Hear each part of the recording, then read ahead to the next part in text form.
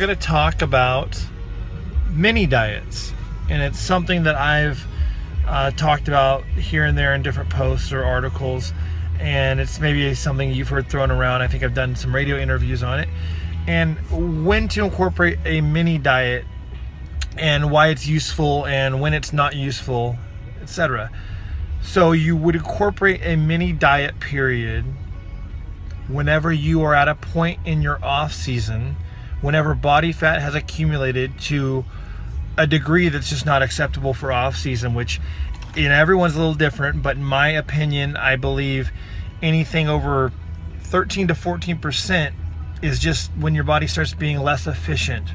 Or I should say actually more efficient at storing body fat or nutrients to body fat, less nutrient partitioning to muscle cells. In actually a leaner state, when your body's less efficient, you actually waste and burn more calories. That's another topic. So once you are at that point, that threshold of 13, 14, 15%, whatever it is for you personally, a lot of things happen. So your fed signal is really high, your hunger signal is low. You aren't really as ravenous for your meals. You don't really look forward to them. People hear the word insulin sensitivity, insulin resistance. Insulin resistance is higher.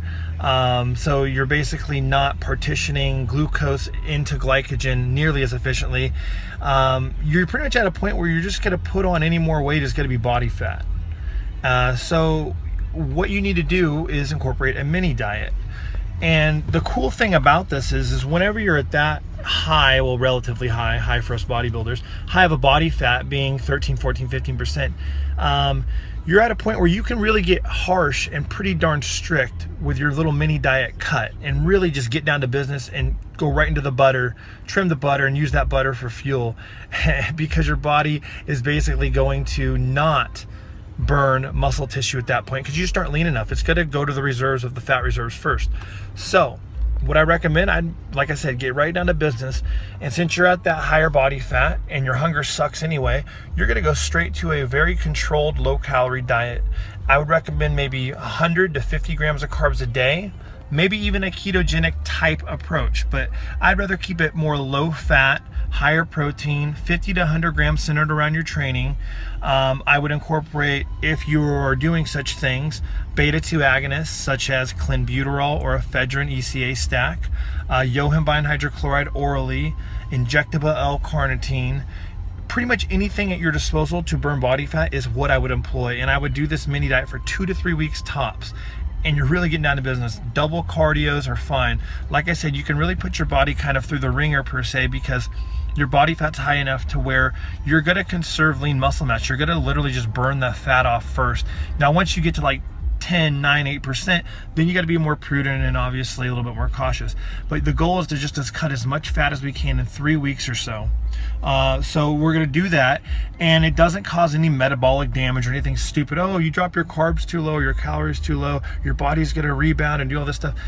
No, what happens is once you actually go into that lower body fat after 3 weeks, and I'm talking you're kicking butt, double cardios, clen, ephedra, injectable carnitine, whatever you can use, then you're going to be a lot leaner, a lot more responsive to insulin in a good way. So you're going to reverse out of that 2 to 3 week harsh, mini diet phase, and you're going to incorporate nothing crazy because you don't want to rebound, you don't want to cheat, and don't want to do anything stupid because you are going to be starving. Hopefully at that point you're initiating hunger again. You're just going to reset with like a nice 250, 300 grams of carbs, lower the protein a little bit, drop the cardio, increase your pharmaceuticals or whatever you're doing, and you're probably going to even continue to be sped up and get leaner and bigger and fuller at the same time and be hungry again, and a lot of good things are going to start happening. I've employed this several times and people have freaked out a little bit whenever I've made them just right out the gate of, or actually this also applies to people like right out the gate of their pre-contest prep. If they're really, really fat and out of shape, like we're talking like 20 weeks out and they still look like they're a year out, you can do like a nice 2 week just to really dig into that body fat and then flip it around after their 2 weeks and they're a little bit more sensitive to insulin and all that stuff. Then you can kind of set their macronutrients to whatever you want as their base.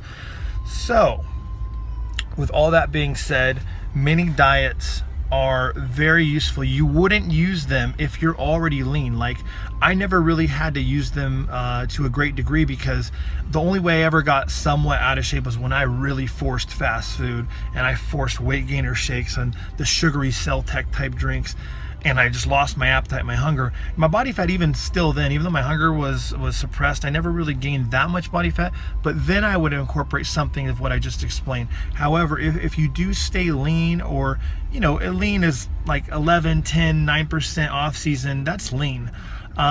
You probably don't need to do that, and you need to start your contest prep, like I do with most people, with the highest caloric threshold possible, the highest amount of carbs, the lowest amount of cardio, while still getting results.